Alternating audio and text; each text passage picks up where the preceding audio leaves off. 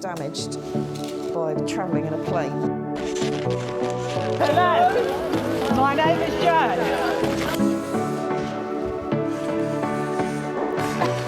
-1 inch. Immediately, it's a much better position. -2 to -8 for the user. Be very still. Consistent, stay.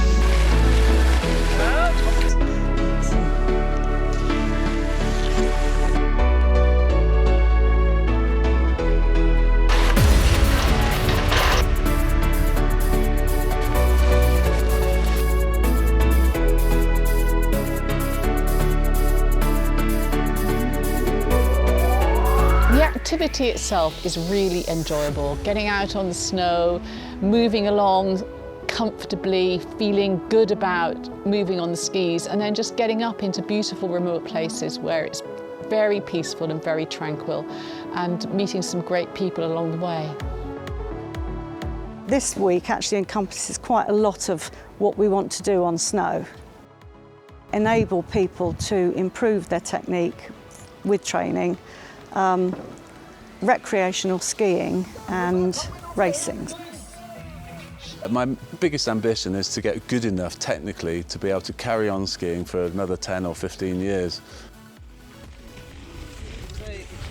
The skills that are important to have in your repertoire are to be able to ski reasonably efficiently and fast, descend safely without endangering yourself or other people, navigate, particularly off track, be able to cope in thick snow and get up when you fall over. Those things are actually surprisingly difficult, and survive in a cold environment. There is one fundamental truth about all cross-country skiing, and that is you have to balance on one foot. The movement that you do is all about trying to get you gliding, and that glide is always on the one foot at a time, and then you move again and you're gliding on the other foot. So just put your hand on your hip and taking your arm back over your head. Because if you look down, you tend to sort of go lower and lower. The bar at the front of the boots, that bar, goes in that groove there, and then you push the whole of the ball of your foot down.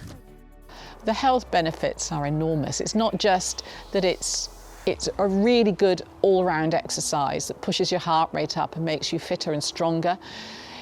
It also encourages you to maintain a healthy weight, because it's a bit harder if you're overweight.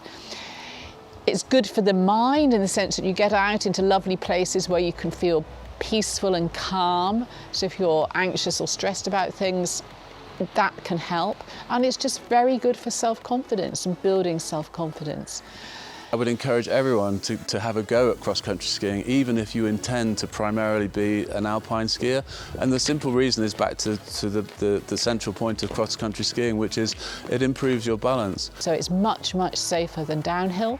You don't have to wear a helmet. You're on much softer snow. You're not going as fast. You're not going down the same kind of steep descents. There's usually time and space to avoid other people. You're also not likely to come back with a head injury or a broken limb. There are two types of cross-country skiing, two main types, the classic style and the skating style. And the most important thing I would say is that they are very, very complementary. Classic is much more like hiking on skis in that you're moving one leg in front of another and using your arms to pole as you go along. So anybody who's ever done Nordic walking will have a rough idea of how it might work. Everything moves nicely straight backwards and forwards, and you use the grooves that are in the snow.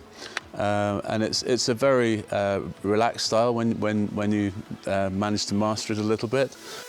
Skating on skis is much more like ice skating. So if you've ever ice skated, you'll know that you have to try and push your legs out to gain propulsion, and that I find personally much harder, but it is a completely different method of propelling yourself on skis.